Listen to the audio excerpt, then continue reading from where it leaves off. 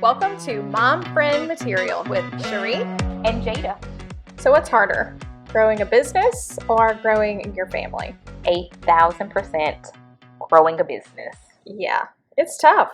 It's tough. Yeah, I think it's more because you're dependent on other people, and especially when you're doing it as a solo entrepreneur in the beginning, it is 100% dependent on the amount of effort that you put in for other people. And in most cases with a family, it's at least two of you. You know, hopefully you have a village, bless you all who do. That is true. Whenever you're growing your family, you at least have a teammate in there. Whereas, when you grow your business, a lot of times it is just you that you're trying to figure out what are the steps that I need to take. I remember leaving corporate America whenever you go to work at 8 a.m. and you get off at 5 p.m. and you get your paycheck and you do your job and that's it. There is no, obviously it's more than that, but as far as just like, this is what we do to move the needle. When you are in business with yourself, I think a lot of entrepreneurs fail when it's like, oh, well, I work for myself so I can make my own hours. And, when you don't treat it like a business, it's usually when businesses fail. Yeah. I find it's the constant ability to pivot. And it's hard when I don't really love change a whole lot. And in a business, you have to constantly evolve, learn more stuff, change what's working and what's not working, and just constantly be growing all the time. And it's not like that with having a family and your parenting style. That too has to pivot. They're both in their own ways. Yeah. Children that you are caring for and nurturing.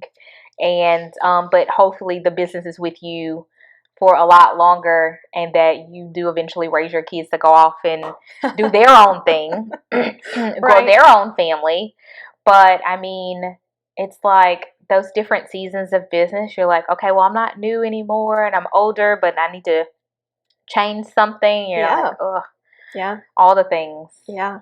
Well, and I think we're both in stages of life where we're not only just growing a business or just growing our family, but we're doing both. Yeah. Doing both simultaneously.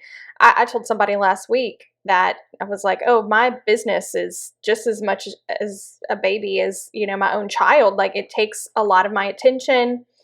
And, when you're a business owner, I tell people this all the time. I'm like, it is up to you to keep the train rolling. Whereas when you work for a company, you're not necessarily the sole one keeping the train rolling. You typically have a team that, everybody's working hard. They play their part. And you have to wear a lot of hats when you are growing your business in the beginning. Well, you're the face of it too. You are. Just like if your kid goes out and does something funny or sassy or bad, you know what I mean? They're going to come and look at the parent like, who raised you? Yeah. Like if something doesn't go well in your business, you're the face of it. They're coming to look at you versus kind of when you work for a company, you'll be like, well, this is not my company. You know, I didn't make this policy. Like anything regarding my business, a lot of it, if it's not a law for the state or for, my license. Right. Those are things, these are mandates that I make. Boundaries that I've set. So it's like, I have to be like, well, I said what I said. So that is what I said. And I meant it. So and I CC'd you in that email. It's so funny. People talk about like when you're responding to somebody who made maybe a stupid comment or whatever, and you're like, per my last email. I do have a few of those moments in business, but when you're the face of your business, it's not really appropriate most of the time to send that, at least not to clients. Probably not that way, especially since, people who maybe weren't catching a hint before, now it's like, okay, well now you don't know, you know. But I think there's a way to communicate everything, in business to not necessarily get railroaded all the time. Sometimes you got to take the L. It's a part of business. It is. Sometimes you have to take the L, but I think there's a way to communicate things to where for me, it is very important that, honestly, even if a transaction was horrendous, no one knows but the people in my house or in my immediate circle that I've been like, oh my gosh, this was so crazy. This happened or whatever. Like how I do business, no one else a part of it is aware of how I personally felt. My personal feelings aren't necessarily attached to it and well known. And thank God, like most of the time these are things are emails, texts, or phone calls, so you're not seeing my facial expressions. We can't communicate via Zoom. I can't let you see how I feel. But that's important because some of these transactions, I'm like, this was horrible. And they'll come to me like, I loved working with you. This was so great. And I'm like, You know, I think that's a great point. That is a sign to me of a true professional, is when you know that things are just falling apart left and right. And you, as, you know, the business owner, the agent in this case, you're doing your best to like hold everything together. That's really one of the biggest parts of our job, I think, is you have all these things to coordinate behind the scenes, trying to make sure that everything is, you know, gets done in the deadline that we have. And so, you know, when things start to just kind of like fire off in the background, where it's like, okay, like we're losing control a little bit, it's your job to kind of take it and like scoop it back up and be like, all right, cool, like I got it, and we're trying to hold it together. But when your client doesn't see that, I think that sometimes people underestimate like how much you do behind the scenes.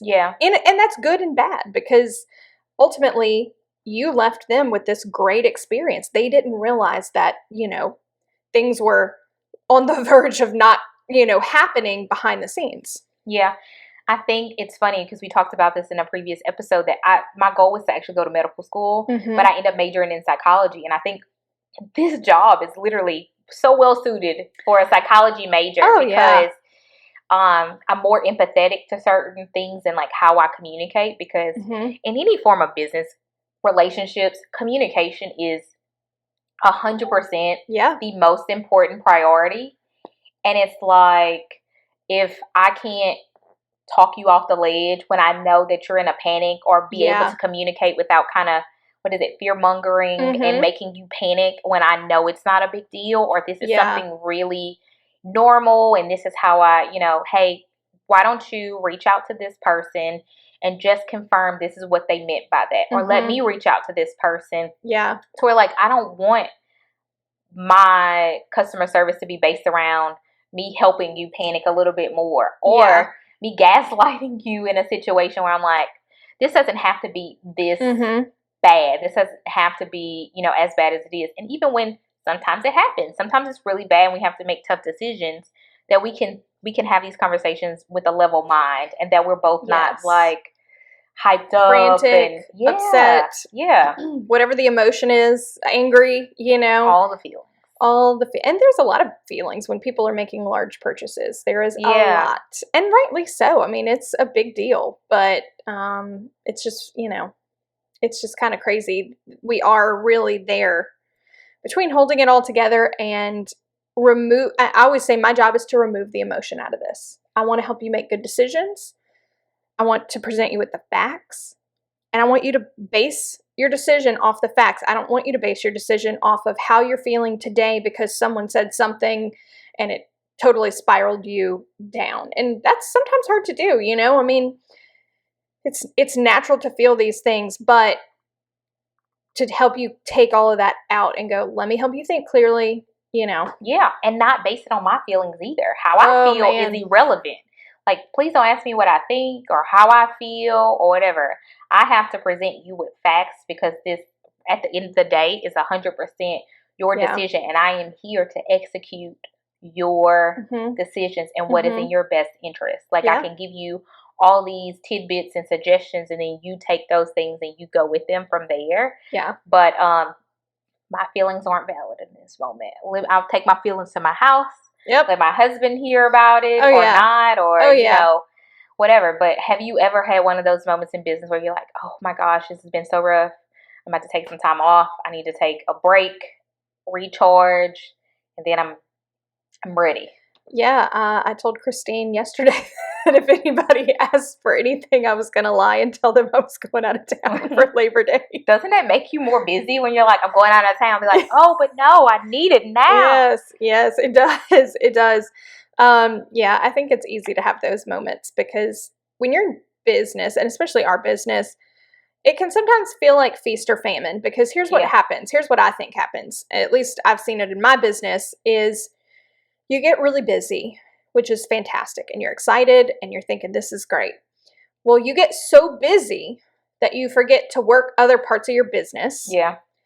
Or you don't have time. Maybe you didn't forget, but you don't have time to work it adequately. So then when you close all this business and everybody's happy, you're now left with this, the valley. Yeah. And now you're in the valley and now you're feeling some sort of way about it. And now you gotta, you're trying to get back up the hill. Yeah. And so I just think, it's tough because sometimes the hills are so high that it does burn you out. Yeah. You're way up here and you're like, oh my gosh.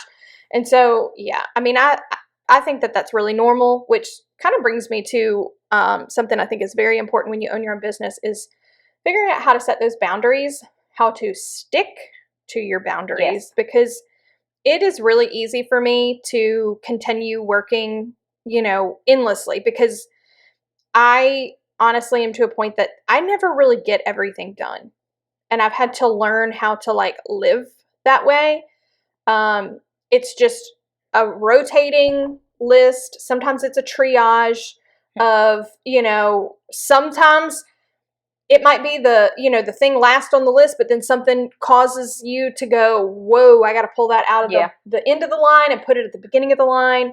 And so I've had to kind of think and learn a little differently of how to adjust that way. Cause I want to close the book at the end of the day. And I do a wind down routine most days to try to help I kind of brain dump everything that hasn't been done and write a bunch of things out so that I can really pick up where I left off the next morning. But there is still things that sometimes hang out there. But yeah, setting boundaries is so important because if you don't take the time to say, I'm taking this weekend off or I'm doing this or that, it will burn you out.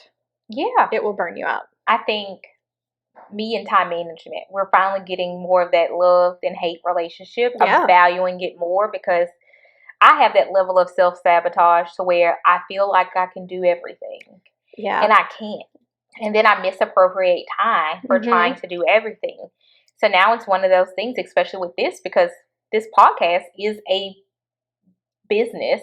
It is. I mean, it doesn't pay anything, but it's a business because we take it seriously. We're providing, hopefully, community to other people, and we're doing something. So in saying, hey, listen, these are the days we can go and we can record, or, okay, well, I have to stop at this time because I have to go to an appointment, or I have to go pick up a kid, or, or we have to pivot and do those kind of things, that we carve out that time, make sure, okay, well, we got to allot this much time for random chit chat, tech issues, or whatever it is, and allot that amount of time so we can get what we came here to do, get it done, and make sure we prioritize those things. We're okay, without a doubt, in regards to this, we have to get this amount of things recorded because, one of us is going out of town, or one of us has a very hectic real estate work week or family work, whatever. Yeah. That we are making sure that we are kind of planning accordingly and not just on the hope train and be like, oh, I hope it works out. Oh no, we can hope a lot. Look, if I hoped my schedule worked out, it would never work out. Yeah. It is, it's a difference of, I think, changing my thinking in the last couple of years of okay, it's a goal to, set my calendar up. It's a goal to do this. No. You're thinking of it completely wrong. You either commit to do it or don't do it. If it's not on my calendar, it doesn't exist. Yep. It doesn't, I put the most mundane things on my calendar because if I don't, and I have the calendar on my phone that also I can see on my computer, and then I have a paper calendar because I'm one of those people. Writing it down helps me commit it better to memory. Yeah. So I do those things, but like I've got to write it all down so that way I'm able to say if I have a client call me and they're like, hey, can we schedule this for this time? And I'm like, okay, this is what time I have available to be able to do an inspection. Yeah. And I typically never get anybody to say, oh, no, that just doesn't work whatsoever. It always works instead of me saying, okay, no, whatever works for you. And then I'm frantic trying to figure out how I'm going to pick up my kids from school or, you know, whatever else it is. I mean, I try to give options. I can do this time or this time, but I never say, just let me know what works for you. Yeah. Because ultimately that doesn't really pan out well for me most days. Never. I mean, it's rare that I don't have anything on my calendar for the day. It's weird though, honestly. Like I think I've had those days where I've gotten a lot better. Since school started, I've really gotten into time blocking. And like those days where like I've accomplished things and then I'm like, oh my God, what am I doing with myself? I'm done. Like this is crazy. This doesn't feel real. So I think a really important part of kind of figuring out how to raise your business while raising your family is the art of like delegation and outsourcing. Oh yeah. So I know that in the beginning, you can't always afford to outsource in your business and pay for things because you just started a business. You probably, don't have a lot of funds coming in. You're probably spending a lot of funds just getting your business off the ground. So I think some other important things to kind of just think about would be like, what can you delegate to your spouse? Like, have those conversations. Are your kids old enough to help with chores around the house? Like anything to get a few things off your plate to just free up that time to go, okay, great. Like I can spend this time working on my business, and then it becomes this little team effort of your family. Yeah. And I think that allows for less, resentment eventually with everybody feeling like they're doing all the things. I think too, it's just a hard thing with that asking for the help sometimes and like accepting, hey, I cannot do all of this. I'm for sure in the season, I thought like my schedule would be a lot more free. I had somebody say, well, what are you doing? All your girls are in school. And I'm like, no free time. Yeah. And I knew that, which is why I emphasize the time management part. But in this season, I've been able to say, hey, I have this. I cannot do drop off this morning. Can you do drop off and I do pick up? Or can you do pick up and I'll do drop off for you? Yeah. So we have that rotation going on right now. Yeah. To where like we sit on Sundays and have a meeting so we can kind of go over those things to say which days. And we took this out of your book when we talked about the work-life balance episode of last season, but we've gotten attached to the Costco delivery. And word in my email is that Whole Foods will now deliver to my house. So I'm hoping that's true and it wasn't spam or fake. Yeah. But that is probably one of my favorite things to outsource is grocery shopping. Yeah. I don't really enjoy grocery shopping. I actually feel like I do way better planning it out while I'm here at my house. Yeah. And I'm like, okay, I'm going to cook these 3 meals this week. And what do I have in my pantry? It makes it so much easier. And yes, you are going to spend a little bit more. Maybe. I think though, I thought about it because I'm like, I think we probably spend a little less because we're not overthinking it. Even in those moments, like we've had a couple this past week where we're like, oh, we forgot this or that.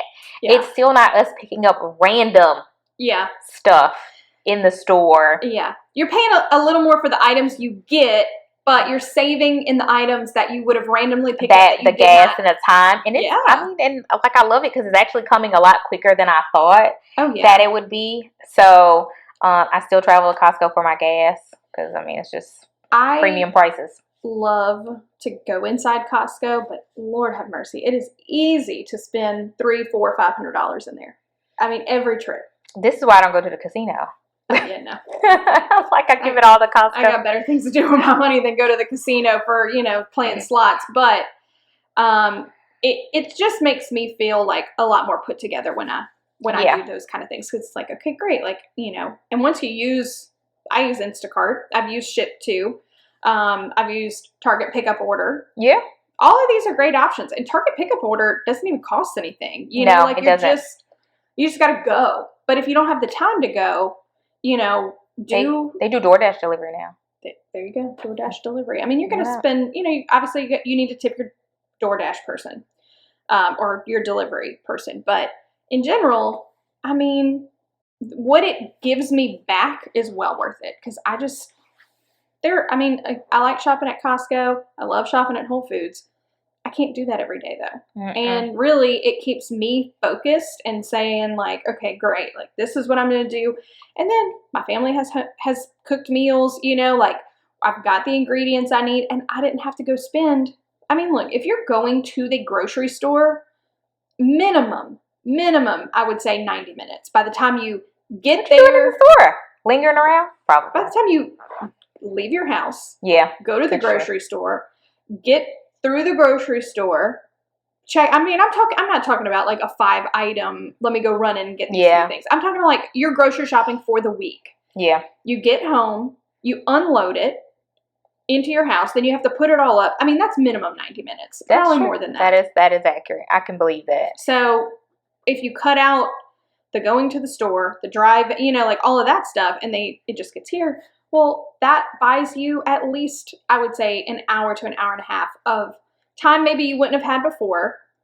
And now your family is fed. You've thought about your meals. You have a game plan for the week. And you didn't have to go do it. You could spend that hour working on your business. Yeah. I think I definitely loved in the beginning the office that I started at, how we had a transaction coordinator. And at first it was weird to say like, okay, I'm new and I'm going to pay this person.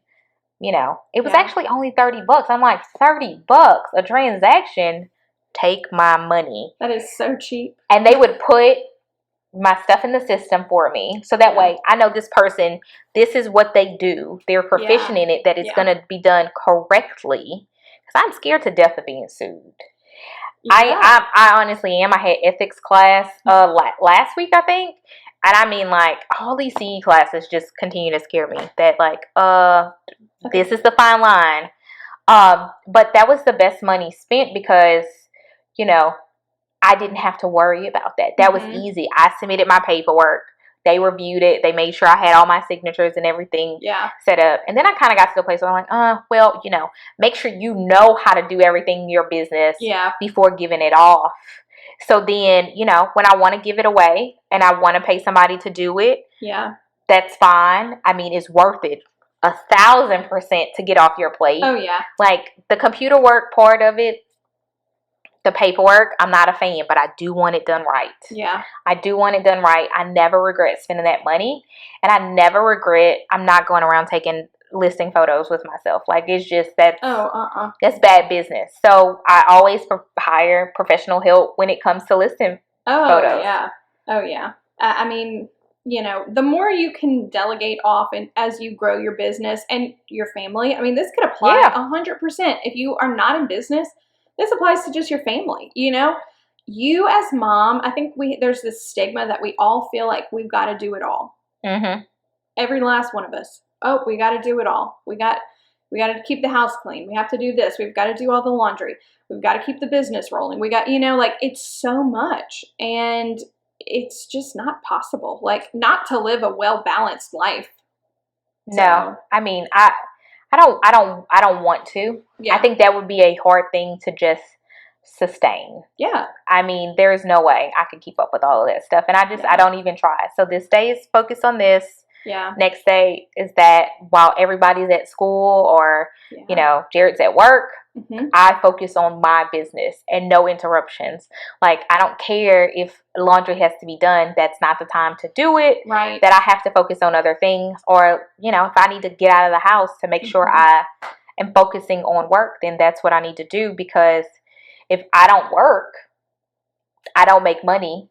Yeah. And then I don't get to live my best life and travel and shop, which I love it. So I gotta work. I have to work. So do you ever find being self-employed, managing your house, managing your kids, all of that stuff, do you find you ever get burnt out? Oh yeah. I mean, honestly, if I could, it's on my goals that every quarter I did a me retreat where like I left. Oh, yeah. And did 24 to 48. 48 hours is ideal, but that's like pushing it to tell my husband I'm taking a trip without you. But to do that and to like regroup, vision cast for my business, but to like to be removed, and I mean from like everybody, to be able to do that. But then it's so important too for me to carve out time to where I'm not working on the side and I'm on a family vacation. That I have those times where like I flip the switch and like this is not about work. This is not about like making more money. This is not the time for it, to take those breaks. And I usually come back so much more refreshed, so much more recharged when I take that break and give myself a chance to breathe than if I just keep powering through. Some seasons, you know, you do have to do it, but like it's not something you can just do forever indefinitely and not pinpoint that time. So what about you? Oh, yeah. I was talking to my assistant, Christine, yesterday, and we, you know, I joked earlier that I'm like, I'm going to lie and tell everybody I'm going out of town. But she was like, I've looked at your schedule, and like, I don't know how you're not burnt out right now. And I'm like, well, I'm bordering there, you know, I'm right there, but I'm taking this weekend off. You know, we have a 3-day weekend, gonna just take a step back to remove yourself. Like, I learned a long time ago after I had Levi that if I don't take care of myself, and I don't make that a priority, I am not the best version of myself. Oh, 100%. And quite frankly, my husband and my child and my clients and my friends, they deserve the best version of me. I deserve the best version of me. You know, it's not really even about anybody else. Obviously, your spouse and your children, like that's a huge, huge deal. But really, I deserve to be the best version of me. And whenever I kind of figured that out the hard way, you know, I kind of quit everything that was extra money because, you know, you have a new baby, you have tons of expenses, you probably have lower income than you did, even if it's a short while. And so just trying to like get back on solid ground. I cut everything out, and I was just like, that's fine. I don't need any of this. Like, I'm going to just sacrifice myself. And that way my family doesn't have to sacrifice, you know, but I felt like I was a shell of myself in that moment. So, I really do think it's so important as a mother. It's important as a business owner. It's important as a wife. It's important. So, you know, and when you're juggling any more than just one of those, it becomes even more vital to just take care of yourself and take a step back and go get a massage, go take an hour to go read a book, you know, even if it's go take a 15-minute walk. Like, it doesn't even have to be big chunks of time. You can divide it up and go, okay, cool, I'm going to go take 10 minutes to myself. Yeah. So a couple weeks ago, we had prayer night at church, and one of the things that they said the first night that we were there was so just amazing. And it was saying how like we ask God for something new, and then he gives it to us, but we still, it's like in updating your computer, and you get an update, but you still have to restart your computer. You have to shut it off to take in what the new thing is. And so I feel like sometimes I just have to take the time off, reset myself, and I'm ready to receive, you know, more clients. I'm ready to be more present for my family, you know. So I love that. That's really powerful. Just that, you know, when you shift your thoughts and you're like, you know what, I gotta take a step back, hit the reset button, hit the, you know, restart, and just, you know, all right, cool, that update's going to take place. That's a really good analogy. I love that. Yeah, I mean, it was like, you know, I was like, oh my God, that was good. That's true. And it said like God will give you something new, but only you can refresh yourself. He can't refresh you. That's like a goosebump moment. That was good. So really I mean, like, how do you top that? How do we wrap this up now? Well, I think that about wrapped it up. But so if you are a business owner and you are feeling burnout, take that time, take a step back, refresh yourself, restart. But otherwise, that is a wrap for today. So just a reminder, if you're watching us on YouTube, we would love for you to hit the subscribe button. And you can find us on Instagram at MomFriendMaterial. So we are there all the time. We're both logged in and get those notifications. So if you've got something on your heart, reach out to us and we'd love to chat. See you guys later. Bye.